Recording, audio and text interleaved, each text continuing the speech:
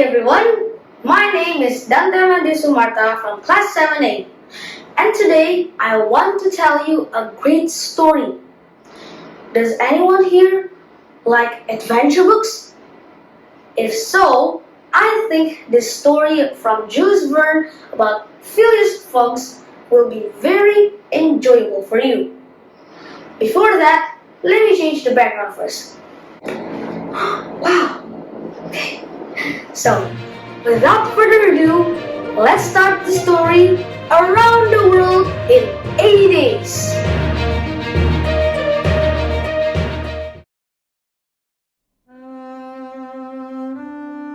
There once was a mysterious man named Phileas Fogg. He was a very precise person in every way, such as his routine and when to start and finish it. Phileas was one of the members in the Reform Club, even though he was always seemingly trying to avoid attracting attention. The Barings, which is seemingly kind of a bank, helped Phileas to get his admission to the exclusive Reform Club. Many people knew Phileas Fogg was a wealthy and rich man. His bank account was full of money, but they didn't know where that money came from. Phileas Fogg had a servant, we'll call him Butler, named James Foster, and he wanted him to be regularly precise every single day. At the 2nd of October, Phileas dismissed James because of his mistake. Phileas called a new butler named Jean Passepartout. He was a man from France who came to London to find a person with a regularly precise schedule for every single day. After James and Phileas left the house, Passepartout started inspecting every bit of the house. He started from the interiors, making his way to the schedules for him to do and follow every single day. Meanwhile, at the Reform Club, Phileas and his friends were discussing about a robbery that had just happened. They discussed about the robber and how he escaped so fast and so easily. At that time, the Great Indian Peninsula Railway has been opened for business, making a trip around the world in only 80 days.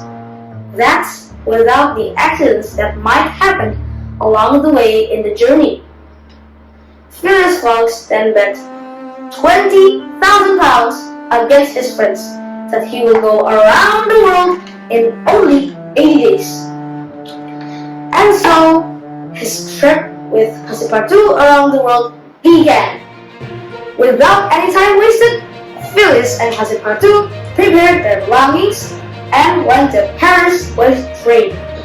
While they were on their trip, a detective was sent to catch the robber, who is suspected to be Phileas Fogg because of his descriptions that are same as the robber. The detective's name was Fix. Detective Fix.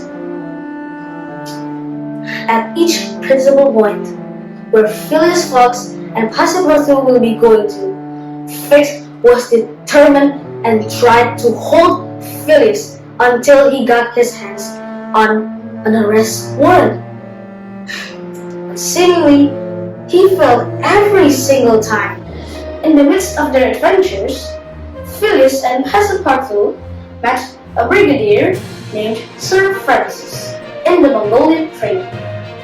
The Great Indian Peninsula Railway wasn't actually finished, so they need to walk to Allahabad by feet. It was a long journey, but thankfully there was an elephant named Kioni and a young Harsey, which is an elephant rider, who wanted to help them. Along their way in the forest, they held an Indian young woman named Oda from a group of executioners. So Aouda followed them on Phyllis's journey.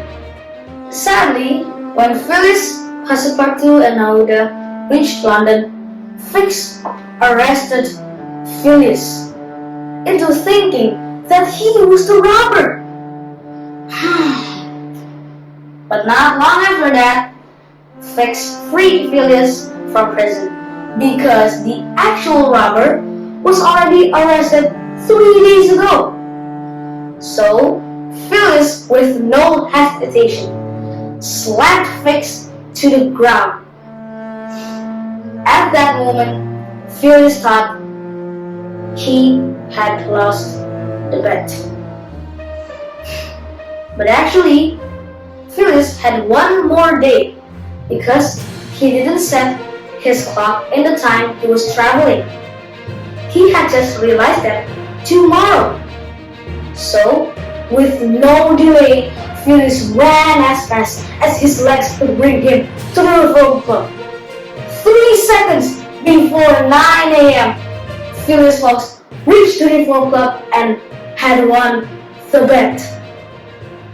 So, did you guys enjoy the story Around the World in 80 Days?